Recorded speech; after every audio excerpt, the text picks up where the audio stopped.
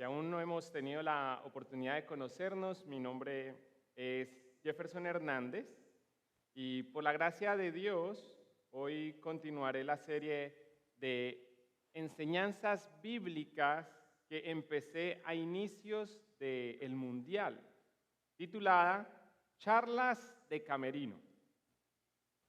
Así que mientras abren sus Biblias en Primera de Corintios, y los versículos a estudiar serán desde el versículo 12 en adelante, aprovecho para contarles que en esta ocasión no usaré un objeto de fútbol para las analogías que citaré, sino que usaré imágenes de la selección que ganó la Copa del Mundial 2022, es decir, la única selección de este continente que aún continúa con vida en el Mundial, Argentina.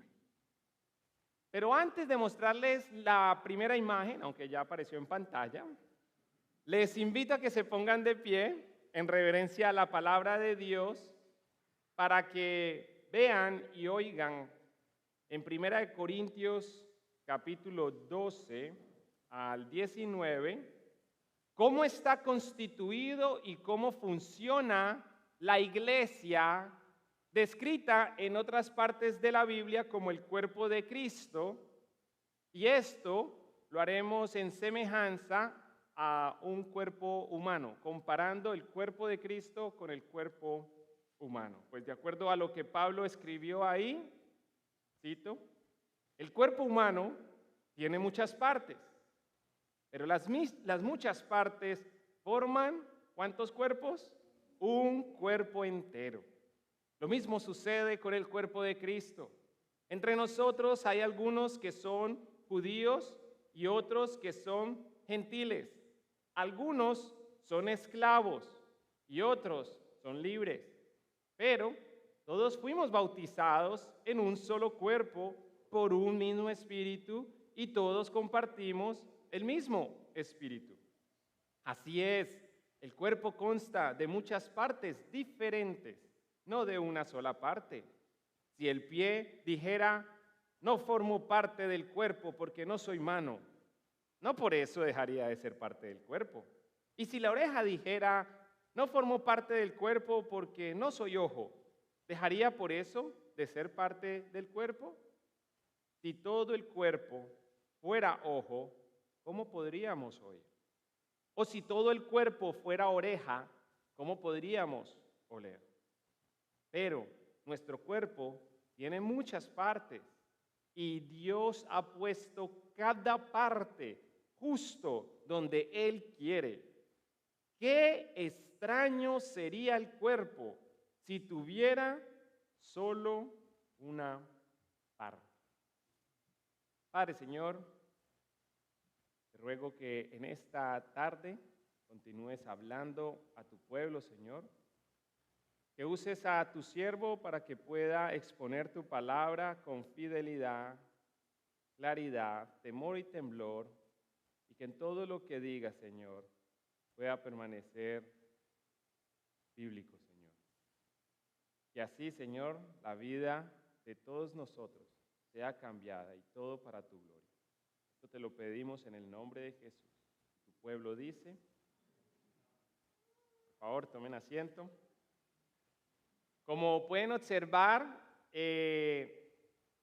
esta porción de la Escritura nos enseña que los creyentes en conjunto conforman el cuerpo de Cristo. Pues como indica el versículo 12, así como el cuerpo humano tiene muchas partes, pero las muchas partes forman un solo cuerpo, asimismo el cuerpo de Cristo. Tal y como ocurre entre un conjunto de jugadores, y ahí sí va la imagen de la selección, entre un conjunto de jugadores que conforman una selección. O dicho en palabras de Pablo, Primera de Corintios capítulo 12, versículo 27, todos ustedes en conjunto son el cuerpo de Cristo y cada uno de ustedes es parte de ese cuerpo. Una realidad maravillosa de la que derivan al menos 4 verdades.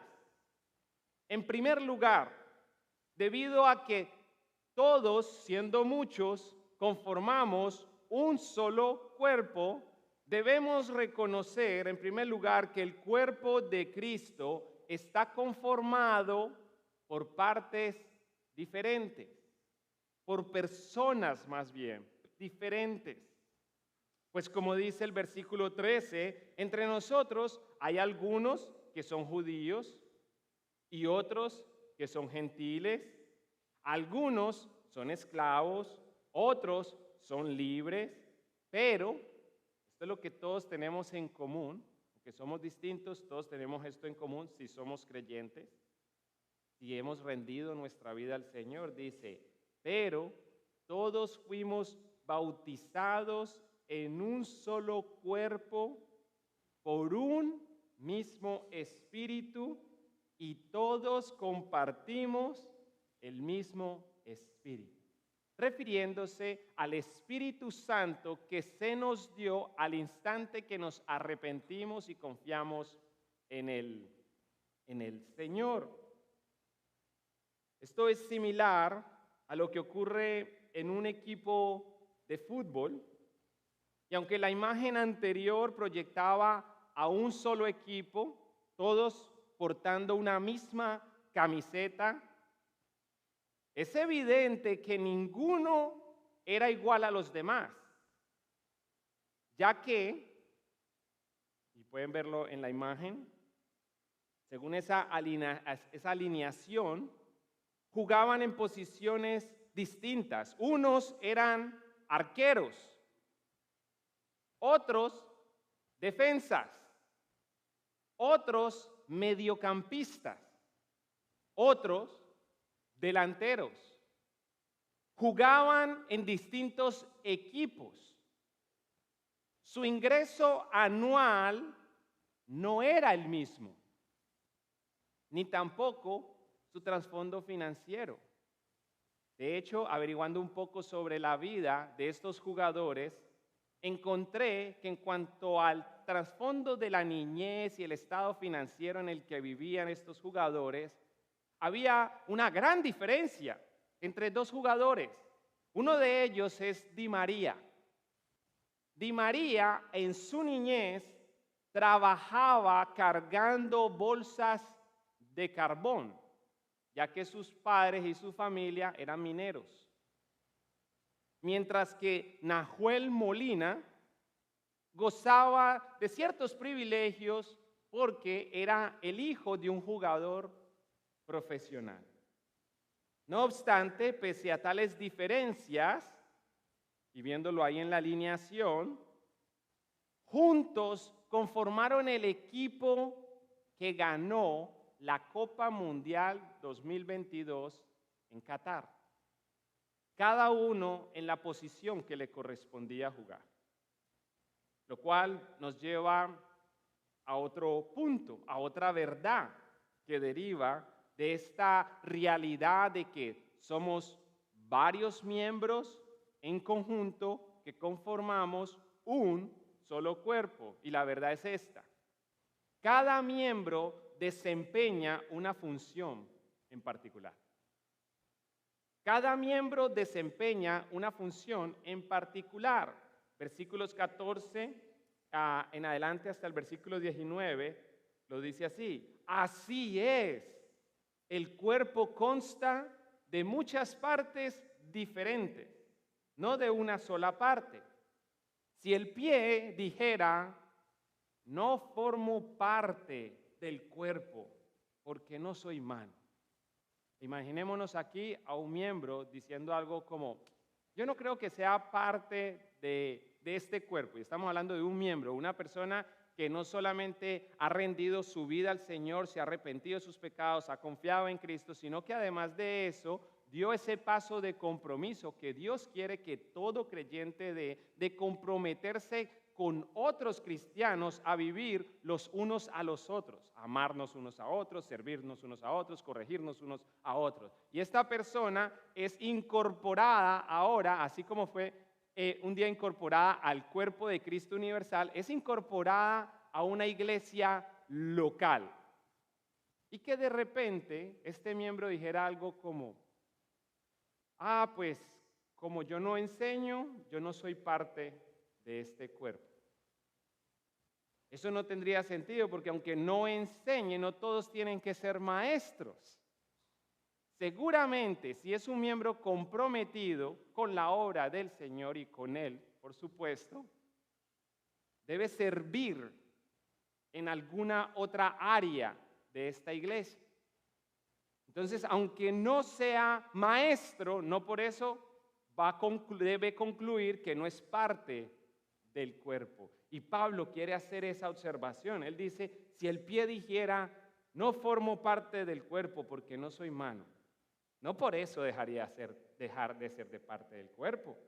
Y si la oreja dijera, no formo parte del cuerpo porque no soy ojo, ¿dejaría por eso de ser parte del cuerpo? Si todo el cuerpo fuera ojo, ¿cómo podríamos oír? O si todo el cuerpo fuera oreja, ¿cómo podríamos oler? Pero nuestro cuerpo, nada más usted mire a sus manos y usted tiene una mano derecha, una mano izquierda. Pero usted no es mano todo el cuerpo. Usted después tiene un brazo, después tiene un codo, más adelante tiene, más arriba, tiene un hombro y así sucesivamente. Nuestro cuerpo tiene muchas partes y Dios ha puesto cada parte justo donde Él quiere. Así que cuando usted no está contento con el lugar que Dios le ha dado, usted está siendo ingrato porque fue Dios quien soberanamente te puso ahí. Créame, hermanos, a veces yo tengo conversaciones con pastores que están tan afligidos con la obra o con el redil que ha tenido que el Señor le llamó a pastorear, que ellos preferirían ocupar cualquier posición dentro de la iglesia de Cristo menos ser pastores. Pero me acordaba de ellos mientras leía esto, porque eso sería básicamente estarnos quejando del lugar donde Dios nos ha colocado. Apreciemos, valoremos y demos gracia por el lugar que Dios nos ha dado, sea donde sea. Reconozcamos que todos somos diferentes y que estamos en diferentes partes. Y como ejemplo de lo extraño que sería el cuerpo si tuviera solo una parte, como exclama Pablo en el versículo 19, o si todas las partes fueran lo mismo, para que vean cómo sería lo extraño. ¿Cuán extraño sería esto? Imagínese cómo sería el pueblo de Dios si todos fuéramos pastores.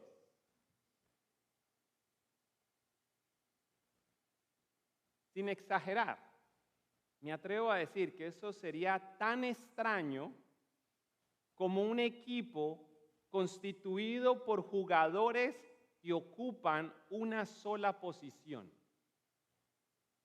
Y aunque usted no sea experto en fútbol, imagínese qué pasaría con un equipo si todos fueran defensas. No habría quien estuviera en el medio campo creando una jugada para ir avanzando ese balón hacia el frente y alguien que defina. O hagamos la viceversa. ¿Qué tal si todos fueran delanteros? ¿Cómo les va a llegar la pelota allá? Si no hay un volante de creación, no hay laterales, No hay carrilero izquierdo, no hay carrilero derecho que pueda adelantar esa pelota. Y vaya que el equipo oponente sí se adelante la mitad de la cancha. Y si no tenemos mediocampo y no tenemos defensa, ¿qué va a ocurrir? Y si no tenemos arquero, porque hasta el arquero quiere ser delantero, ¿qué va a pasar? Nos van a golear. Bueno, por eso decía, me atrevo a decir que si todos fuéramos pastores, eso sería tan extraño como un equipo constituido por jugadores que ocupan una sola posición. Porque el problema es que por más bueno que sea el delantero, él no tiene capacidades para ser un buen defensa. No hay un jugador en la historia que sea excelente en todas las posiciones. Asimismo en la iglesia. De hecho, sabiendo que los pastores carecemos de múltiples capacidades, debo admitir, y con gusto lo hago, que mi labor pastoral, y quizás hablando en el nombre de otros pastores que conozco, debo admitir que nuestra labor pastoral sería ineficaz si Dios, antes de llamarnos a nosotros para velar por ese redil, no hubiera bendecido a su pueblo con aquellos apóstoles y profetas que transmitieron su verdad a lo largo de las eras con el fin de que tú y yo seamos edificados sobre lo que Él, Dios, ha revelado a medida que su palabra es expuesta con fidelidad. Como dice la Biblia en Efesios capítulo 2, versículo 20, y aquí ya no se usa la analogía del cuerpo, sino más bien de un edificio, de una casa. Pablo dice, juntos constituimos una casa. Y una pregunta les hago, ¿la casa está construida de un solo tipo de material? Hay cemento, pero también hay ladrillos, hay cerámica, hay metal, y hay un tipo de cerámica en el baño, hay otro tipo de cerámica en otro lugar, hay piedra. Bueno, Pablo dice, juntos constituimos su casa, la cual está edificada ¿sobre qué? Sobre el fundamento de los apóstoles y los profetas. Pero además de eso, Pablo también señala que esta edificación construida sobre el fundamento de los apóstoles y profetas está construida según el rumbo que le da la piedra principal. La piedra principal en una construcción de aquella época era la que determinaba el rumbo de toda la construcción. Si esa piedra no estaba ahí, la construcción no iba a tener una alineación correcta. Y debido a eso, cualquier maremoto, cualquier terremoto, cualquier ventarrón podía llegar a tumbarla y hacerla ruinas. Y según lo que dice Pablo es que la piedra principal de la vida a cada persona es Cristo Jesús mismo. Y aquí yo quisiera detenerme para dirigirme a los amigos y a las amigas que están entre nosotros y todavía no han rendido su vida al Señor. Quizás en algunos momentos tú te preguntes, siento que mi vida no tiene propósito. Siento que mi vida no tiene rumbo. Siento que mi vida es una ruina. Bueno, antes de que te engañes a ti mismo o te engañen, haciéndote pensar que lo que te hace falta es casarte, tener hijos, ser profesional, tener dinero, ser saludable, tener un cuerpo muy fornido y si son mujeres con curvas.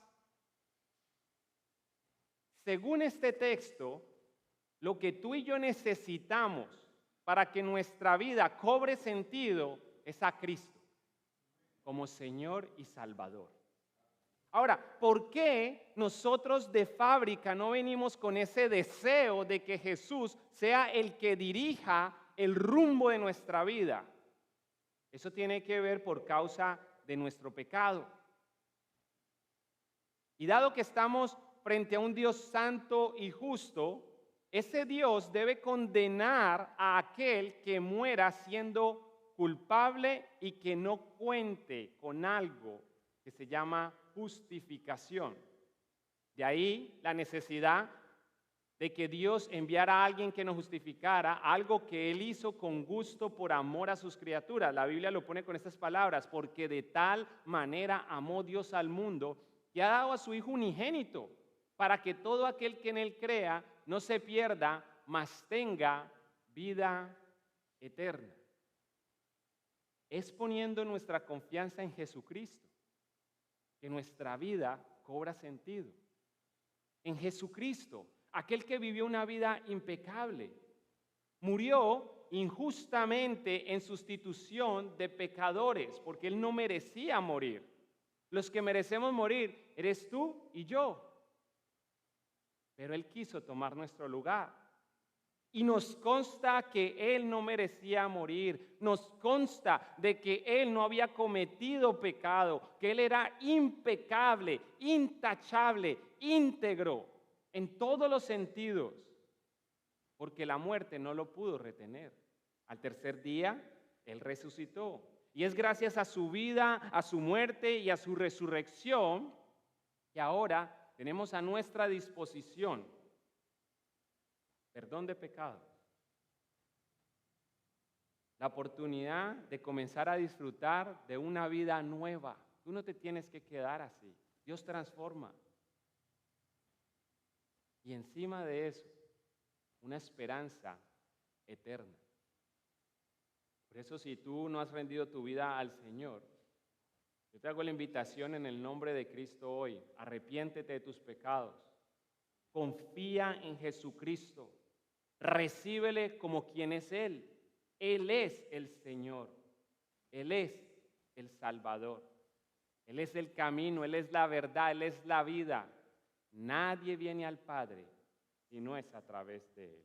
Ven a Cristo. Volviendo al tema de lo ineficaz que sería la labor pastoral si no tuviéramos la palabra de Dios que nos fue comunicada por medio de los apóstoles y profetas, debo agregar que así como la palabra era necesaria tenerla a nuestra disposición, o sea, necesitábamos que profetas y maestros vinieran antes de nosotros para ahora tener una verdad poderosa con la cual ministrar a las ovejas. Asimismo, necesitamos ahora y seguiremos necesitando mañana a otras personas en lo que tiene que ver con la madurez. Dicho en otra forma, debo agregar que la madurez de las ovejas que pastoreamos también emana del aporte que hacen otros. Poniéndolo un poquito más claro, la madurez no solo deriva de lo que predicamos los pastores, sino también del mensaje que anuncian los evangelistas. Muchos de nosotros estamos aquí porque alguien nos evangelizó frente a un mercado, en un mall, en un gas station, en la escuela, en el trabajo. Pero además del mensaje que anuncian los evangelistas, la madurez también se llega a dar porque oyendo ese mensaje, oyendo predicaciones, también contamos con las enseñanzas bíblicas que imparten los maestros. En pocas palabras, es un trabajo en equipo. De ahí por qué Pablo dijo En Efesios capítulo 4, versículo 11 al 16, este es un pasaje extenso, pero preste atención a cada línea, porque cada una de estas frases es rica en sabiduría y nos enseña algo muy importante, y es esto: Cristo dio los siguientes dones a la iglesia, dio los siguientes regalos a la iglesia. Nos regaló a los apóstoles y profetas. ¿Qué hicieron los apóstoles y profetas? Establecer el fundamento. Y una pregunta: ¿cuántas veces se pone el fundamento en una construcción? Una sola vez.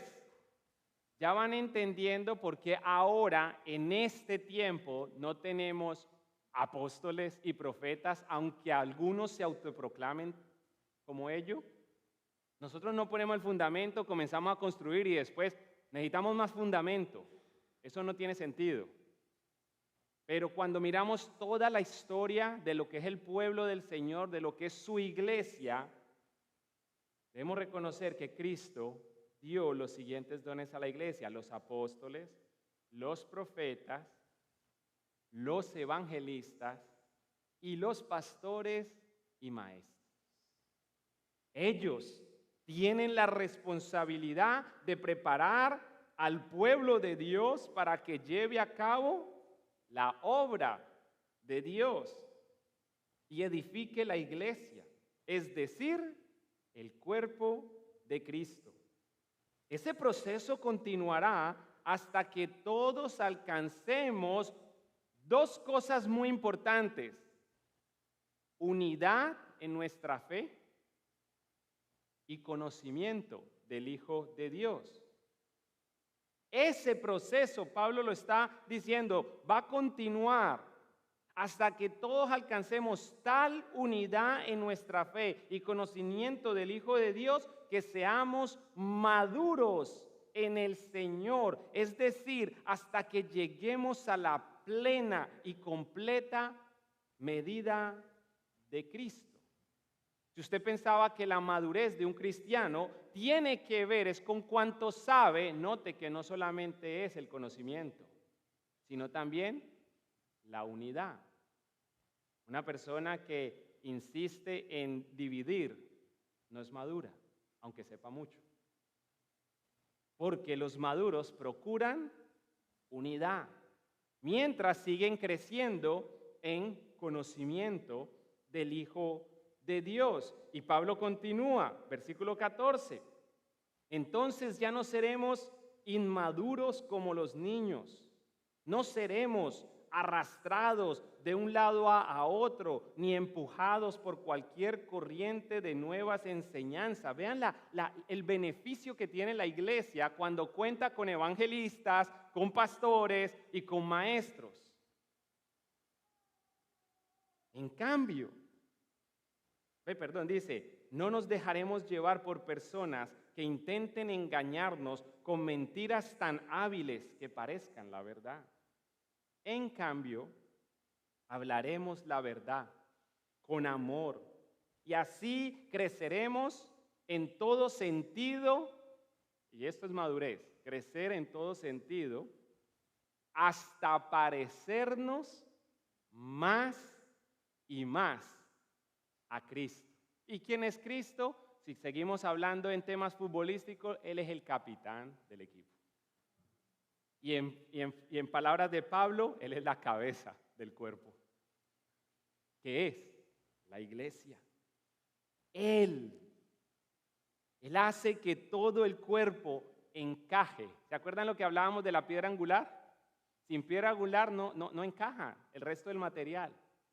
Pero Él hace que todo el cuerpo encaje perfectamente. Y cada parte, al cumplir su función específica, ayuda a que las demás se desarrollen. Y entonces el cuerpo crece y está sano y lleno de amor. Aquí el Señor nos está dando la clave de cómo como iglesia podemos seguir creciendo. Cada uno apropiándose del lugar que le corresponde. Viviendo en amor, en unidad, y creciendo en conocimiento. Recuerden, dijimos que en primer lugar el cuerpo de Cristo está conformado por personas diferentes. También dije que cada miembro desempeña una función en particular. Y por ende, la tercera verdad es esta: cada miembro es necesario. Vuelvo y lo repito, cada miembro es necesario. O sea, somos codependientes. Tú podrás ser un cristiano maduro, como el que acabamos de describir. Tener conocimiento, amor, ser una persona que promueve la unidad, que sigue creciendo, pero ni de riesgo, no te arriesgues a pensar o a concluir que tú puedes vivir aislado de la iglesia. Pero es que, ¿qué tengo yo que aprender de ese nuevo creyente? Pues quizás aprender, no mucho porque apenas está aprendiendo, pero te guste o no, dependes de ese otro miembro. Somos codependientes.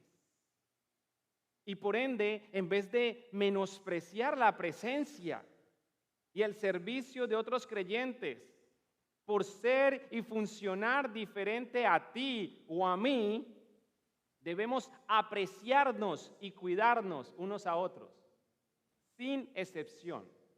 Porque ahorita no es que vamos a ser selectivos, ok, voy a comenzar a honrar, pero voy a comenzar a honrar a los que me caen bien. O voy a comenzar a honrar a aquellos que le aportan a la iglesia cosas que todos notamos. De hecho, si me acompañan de nuevo a 1 Corintios 12, y esto ya es lo que Pablo continúa diciendo, notarán que a partir del versículo 21, Pablo enfatiza que debido a esta codependencia, el ojo nunca puede decirle a la mano, no te necesito. Ni tampoco la cabeza al pie. Hermanos, tal vez alguno pueda tener la impresión que una persona continúa regresando a este recinto, a este lugar en donde nos reunimos a adorar al Señor juntos. Porque las canciones están lindas, tocan bien, cantan bien, porque la predicación gusta. Pero ¿qué pasaría si esa persona no tiene una buena experiencia con la persona que le recibe en la puerta? ¿Será que esas canciones van a quitar ese efecto que le causó esa persona que ni siquiera quiso saludarle, que no le extendió la mano, que no le sonrió? Una mala experiencia de pronto llevando a sus niños para donde están, para los salones donde ellos se reúnen, y de repente encontrar que el salón está sucio, que tienen cuchillos o tijeras, bisturís ahí, a la vista de todo, a la vista y al alcance de los niños. ¿Usted cree que esa persona se va a poder concentrar acá en lo que yo estoy diciendo? Va a estar pensando mi hijo se me va a cortar. No, con este trato, y al final, esa persona no va a querer ser parte de esta iglesia. Lo que yo quiero enfatizar es que desde aquí hasta allá, todos tenemos que reconocer que nos necesitamos unos a otros. El ojo no le puede decir a la mano, no te necesito, porque usted no es ojo. Esto es como venir y yo decir, no necesito a la persona que prepara el café. Yo los necesito. Algunos de ustedes están despiertos aún porque se tomaron un café, un delicioso café que preparó un hermano o una hermana. Yo Te necesito, hermano, te necesito, hermana. Bueno, dice que ni tampoco la cabeza al pie le podría decir, no te necesito. Versículos 22 al 24. Pues a pesar de que algunas partes del cuerpo parecen más débiles y menos importantes, en realidad, dice la Escritura, son las más necesarias. Eso explica por qué las partes que consideramos menos honorables son las que vestimos con más esmero. El ombligo, ¿por qué está cubierto? ¿Qué función hace eso ahí? Pero yo lo he visto, ustedes a mí no me andan viendo con ombligueras.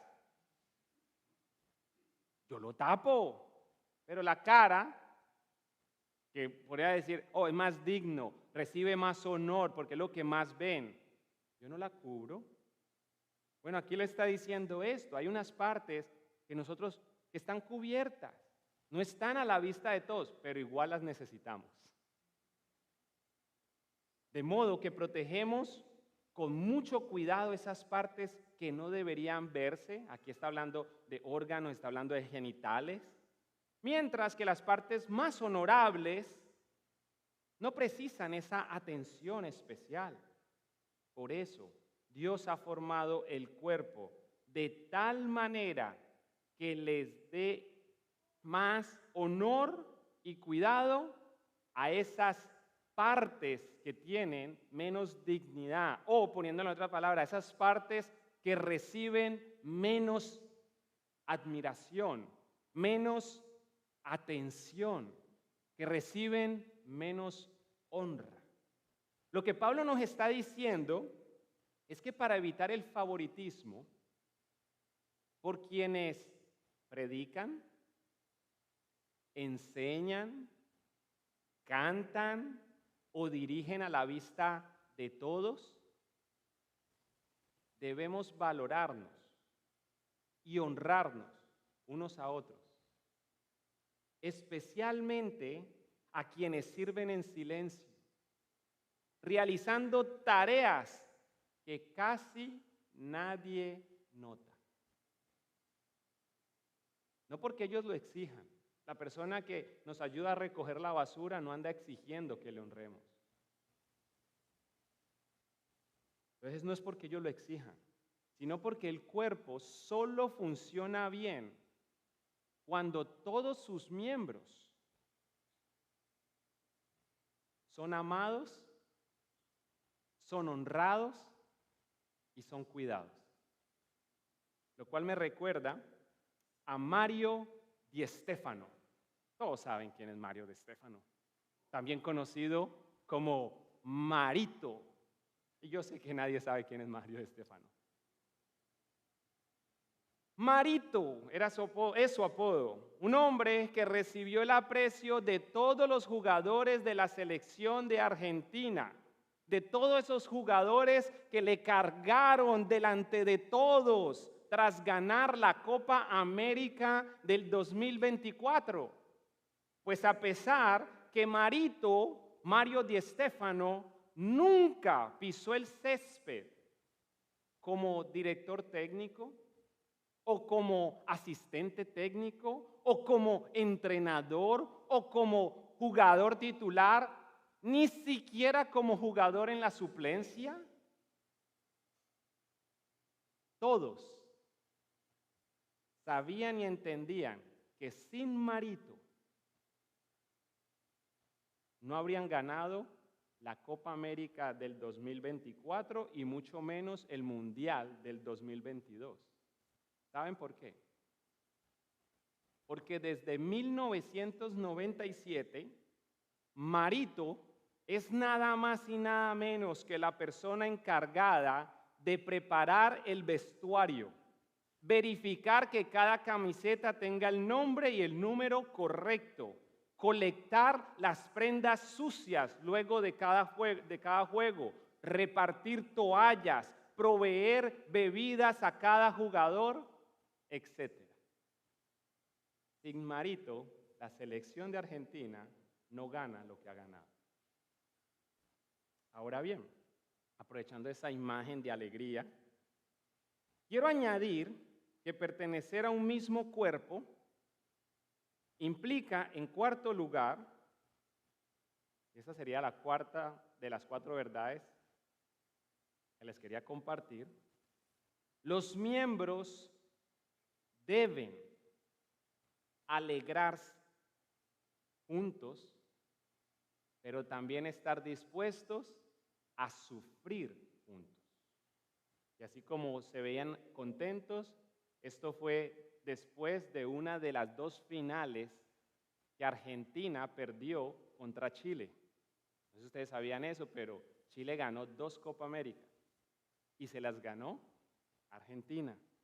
Y en una de esas el equipo quedó destrozado. Pero ese sufrimiento lo sufrieron todos como equipo. Así como cuando están contentos, se alegran todos. O dicho en palabras de Pablo, versículo 25 al 26, esto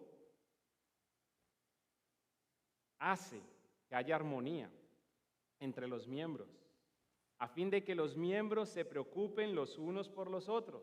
Si una parte sufre, las demás partes sufren con ella, y si una parte se le da honra, todas las partes se alegran. Y aquí podemos pensar en ese momento en que se honró a uno de estos jugadores, pero la celebración fue de todos. Y esta es la imagen de la última Copa Mundial jugada en el 2022. Todo el equipo celebrando juntos, pero años anteriores, todo el equipo llorando, sufriendo juntos.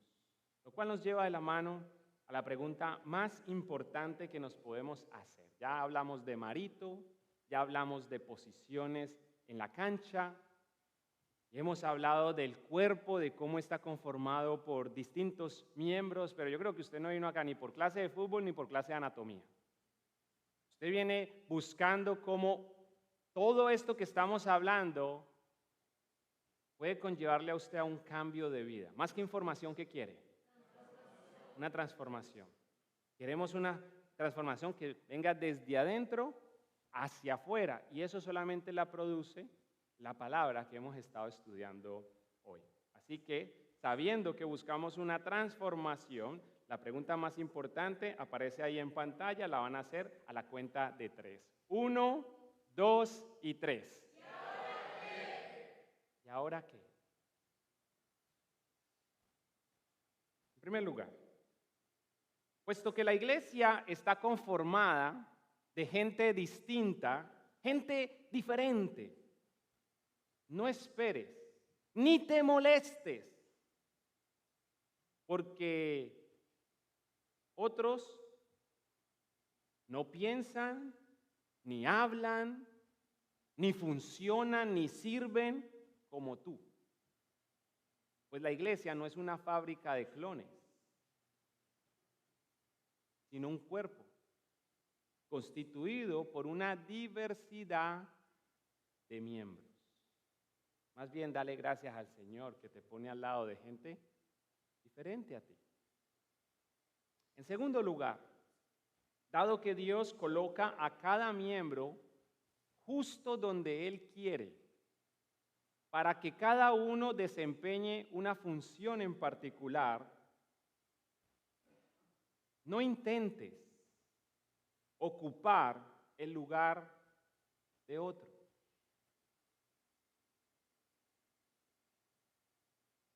Disfruta el lugar que Dios te haya dado. Ni tampoco permanezcas como un espectador. Más bien contribuye a la edificación de toda la iglesia con los dones, habilidades y recursos que Dios te ha dado. Hermanos, no sé si usted ha visto esto en casa, hermanas, cuando su esposo ve un partido. ¿A usted no le da la impresión que su esposo como que le convenía más dedicarse al fútbol, o si ve básquetbol, que se hubiera dedicado al básquetbol, o se hubiera dedicado para el fútbol americano, cuando usted lo oye? Porque este es electricista, o este es plomero, o este es conductor, este es, no sé, cualquier posición. Pero cuando está sentado en ese sofá, viendo ese partido, y usted lo escucha, él da la impresión de que sabe más que el técnico y que juega mejor que los que están en la cancha. ¿No han visto eso? Porque es fácil hablar cuando uno es espectador. Muy fácil. Comenzar a criticar la labor de otros. No seas tú uno de esos. Úntate. Ven y mete la mano en el arado y no vuelvas atrás, porque si no, no eres digno de Cristo. Trabajemos juntos. Saquemos adelante esta obra juntos. Cada uno en el lugar que le corresponde. No seas un espectador. En tercer lugar, tomando en cuenta que cada miembro es necesario, valora y honra a todos los miembros de la iglesia. Agradece, honra y cuida, no solo a quienes servimos a la vista de todos, sino también a quienes sirven en áreas que a menudo ignoramos. ¿Qué tal si diéramos gracias, por ejemplo, y lo mencioné hace un rato, a la persona que nos recibe en la puerta? Que quizás usted viene de una semana muy difícil. Acabó de recibir una llamada que le ha causado un dolor profundo, donde su ánimo, su aliento, hasta su fe han comenzado a disminuir. Pero de repente se abre esa puerta y la persona con una gran sonrisa le dice: qué gusto verte de nuevo, que Dios te bendiga, bienvenida a nuestra iglesia, pasa. Te dices, todavía hay gente que me quiere, todavía hay gente que le alegra mi presencia. ¿Qué tal si a esas personas nos acercamos un momento y le podemos decir gracias? Porque su sonrisa me ha contagiado a mí de esperanza en un momento en que no tenía nada. Gracias, hermana, por ponerla el cafecito. Los hermanos que ponen, ustedes han visto que hasta acomodan el pancito bien bonito. Les falta decorarlo. Por ellos lo decorarían. Lo ponen en orden, todo bien acomodado. Gracias, hermana, por tomarse el tiempo de acomodar esos panes, de preparar ese pan, de asegurarse que siempre haya leche y azúcar. Muchas gracias. En cuarto lugar, y esta sería la última aplicación, ya que fuimos incorporados al cuerpo de Cristo para convivir y estar unidos a otros miembros, procura y disfruta la vida cristiana en comunidad. Llora, sufre con los que lloran y sufren. Y alégrate con los que se alegran. Lleva las cargas de tus hermanos y no permitas que tu orgullo te impidan compartir tus cargas con otros. Deja que otros también lleven tus cargas. Como dice Filipenses capítulo 2, versículo 3 al 4. No sean egoístas. No traten de impresionar a nadie. Sean humildes. Es decir, considerando a los demás como mejores que ustedes. No se ocupen solo de sus propios intereses, sino también procuren interesarse en los intereses de los demás. El Señor nos ayude.